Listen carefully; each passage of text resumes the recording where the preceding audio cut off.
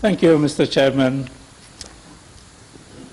members of this House, the mother of all parliaments, ladies and gentlemen. I received a letter from the Office of the Legal Affairs of the United Nations threatening me, trying to silence me, because what I'm saying does not fall in their ears. It's rather disturbing. But I replied to the Office of the Legal Affairs of the United Nations, OLA, that I will stand firm with the United Nations Charter.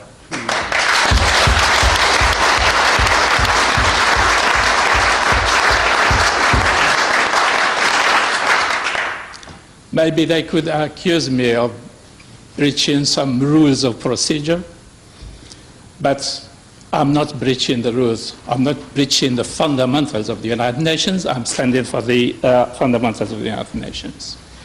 Now, as a witness, for those who probably didn't hear me before, I was the chief of UNAMI Human Rights Office in Iraq. And I was also the advisor of the special representative of the Secretary General, SRSG Kobler. In that capacity, I was taking the lead on Ashraf file. And let me tell you, I'm not going to breach anymore the rules of confidentiality of the United Nations, since the documents are already in the public domain. This report that was published in the Sunday Telegraph of the UNHCR, that reads in part that from the technical point of view, UNHCR cannot certify and or verify that the location, meaning Camp Liberty, meets humanitarian standards according to many existing standard books.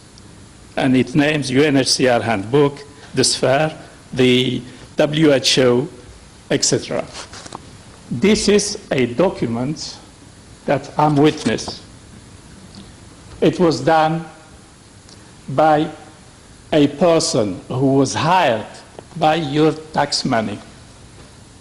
He was hired, he works in Addis Ababa in Ethiopia, he was brought to Baghdad with your tax money. And he was supposed to assess the situation on the ground and certify, or otherwise, that Camp Liberty, whether Camp Liberty meets or doesn't meet the international standards. Now, we commissioned him in December. He arrived, he worked for 2 weeks. He visited with me Camp Liberty. And previously, I had so many visits, and I already reported that Camp Liberty does not meet the international standards. First of all, the whole question put to the expert was a misleading question. It was whether Camp Liberty could be comparable to refugee camps in Ethiopia. This is absolutely out of order. It's a question of a population living in a highly organized city of Ashraf, being evicted and taken to a former military base that has been completely vandalized and looted. Now, I said to UNAMI leadership, this is unacceptable. Yet, to prove that I'm wrong, they brought the expert. The expert was brought in order to certify and nothing else. He was told from the day he arrived, you are here to certify. I went with him to Camp Liberty. He saw things. He reported. And he reported that he cannot certify. Kobler was outraged. He said to him, we want you to certify, and he refused. After the meeting, 4 o'clock, on 18th of December, 2012, after the meeting in the SRSG's office, I moved with the expert shelter Martin Zeren from Switzerland. We moved to my office where he collapsed. He collapsed because of pressure, and he had a nervous breakdown. And yet he did not certify. A week later, Kobler decided to certify.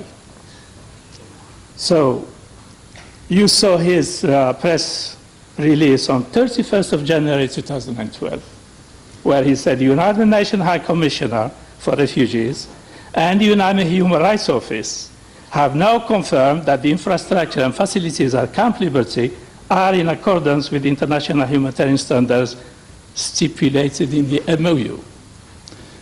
This is very interesting reference to the MOU instead of the UNHCR handbooks. What is stipulated in the MOU? The clause 7 in the MOU said that Iraq will not recognize any outcome of the work of the UNHCR. So those who read carefully, who know also the background of those documents of Kobler, they will understand that it's once again, misleading the United Nations, misleading the international community. I'm really surprised that the United Nations is keeping quiet, despite my repeated alarms, my repeated warnings. I said that in the US Congress, I said it in this House, and yet nothing has been done to at least verify what I'm saying. At least an independent commission of inquiry looks at these two documents. This is the expert shelter document, and this is the UNAMI document. Let somebody look at them and hold whoever is misleading the international community accountable. I thank you very much.